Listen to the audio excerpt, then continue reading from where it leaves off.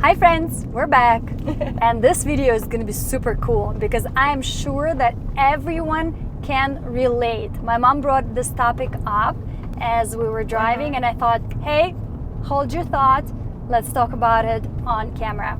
Mom, go ahead. It's like it's about being watched. Like we're all afraid or disgusted, or at some point in life we think, oh my God, they are watching us. Someone is watching me. Like I remember a few years back, Tatiana is calling me and she goes like, Mom, you will not believe it. We were just talking about buying a new mattress and all of a sudden on TV there is a commercial of new mattresses, you know? On our phones. On the phones. Yeah. And she's like, my God, can you believe it? It was off, but it's still listening, you know, like watching. And yes, it's like, oh my God, who else is watching? What they watch, what they do. That was like 6 years ago. Yes.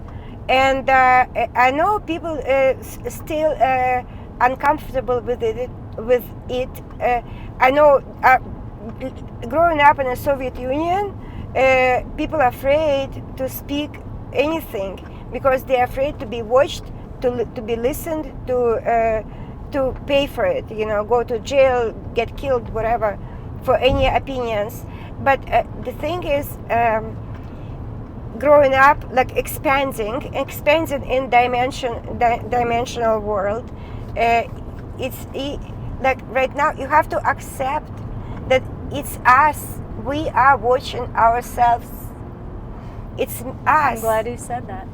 And we're watching ourselves, we're studying that, what's needed, how can we help our mini-me's, you know, like how can we provide, what is needed, what's request for, you know, to expand and to keep body and to be happy and to, or not happy.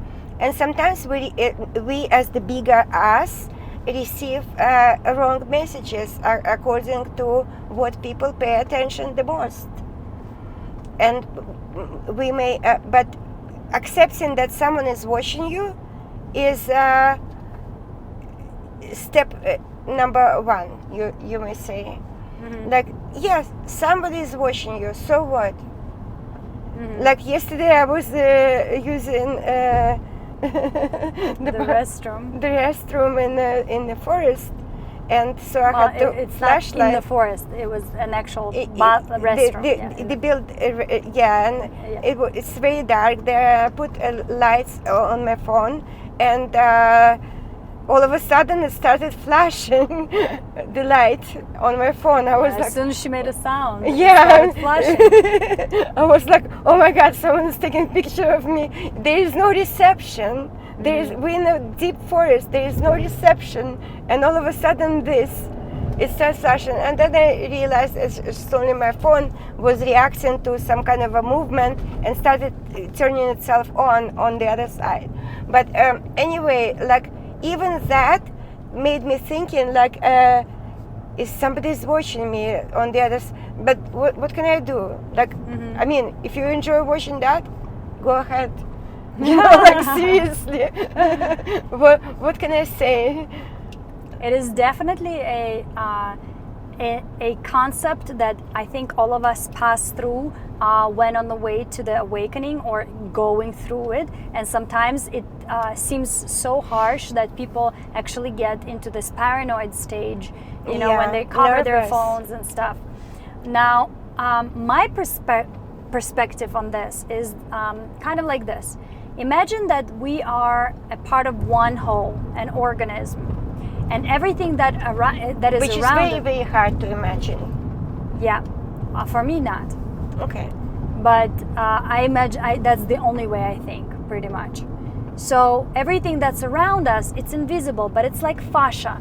It's like fascia that surrounds our. Actually, I believe that fascia is also present, is the same thing that surrounds us.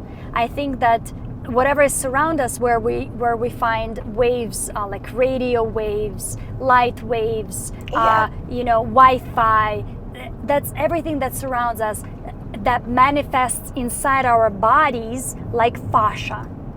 And that's why when we are pronouncing something with our tongue and vibrating that to our bodies and creating a mental image of something, because we're so interconnected with technology already through this fascia, that the technology responds. Do you understand? That because we're so interconnected with the technology through these waves that oh, Белочка, little squirrel. She like went in the roadside and she's decided where she's gonna go, which way. To me, we are inseparable from this environment that is an invisible environment. In our bodies, it manifests as fascia that surrounds every one of our cells, every one of our organs, this tissue that is now, people actually say that the body's brain is fascia, that it's not this brain and it's not the nucleus of the cell, but it's actually everything in between. And that's how I perceive the world, that everything in between these trees, everything in between the road and the trees, everything in between me and the tree is that fascia, the invisible layer. Oh, you must say ether, right? Ether, yes. And when our fascia reacts inside the body by the means of, as I said, vibration through words or thought or mental images, the world around us, the immediate world around us already responds, because we have connected ourselves through Wi-Fi. We have connected already ourselves. So it's not someone else, but it's our environment reacting to us and communicating to us in this way. Oh, can I say quickly? Yeah. I just thought fascia is not ether. Ether is ether, and fascia is the channels inside ether. Maybe. Yeah. Well, I see as our body has certain plotness, certain density, and within it, things that are outside look a little bit different, right? They will never look the same as, let's say, outside. So I perceive that fascia, those, that thin film, as just as solidified ether, or like you would say, or a solidified environment. Everything that fills up the space, everything that holds all the waves, everything that holds all the frequencies, within it.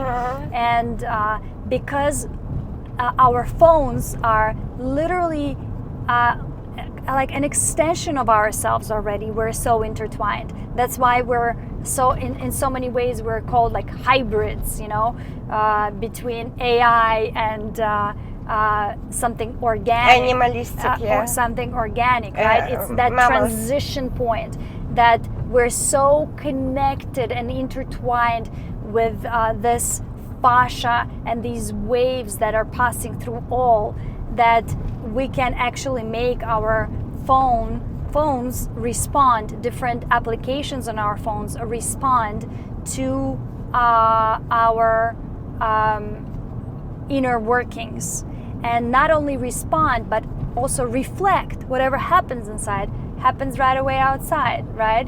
And it's just so hard to believe that often we separate ourselves from it, and therefore we think that it's someone else doing it to us, that someone else is watching. It's easier for us to believe that than to believe that we are the ones doing it. We are the ones creating this. And also we're scaring ourselves with that.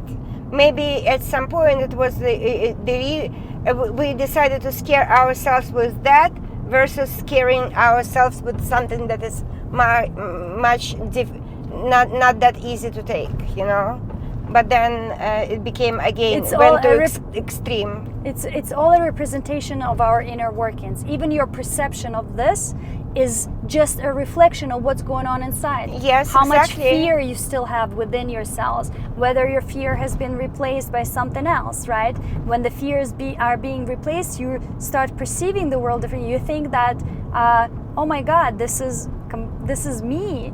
This is me communicating with my environment or my inner workings on display right in front of me. And then the moment you get stressed out, some fear creeps in, or let's say you drink or get influenced by something, all of a sudden that paranoia creeps back in and you think again you're being watched. That separation again happens, so it's a constant play of balance while you're getting into this beautiful passage of clarity where you're just absolutely 100% sure that everything around you is you. And that's kind of where I reside at this point. The battery is low. It's going to I know. We need to wrap it up, plug it in, and go enjoy the parties, and then hopefully get some new insights, some new awesome conversations to talk about. Yes. And we'll see you in 5D. Bye. Bye.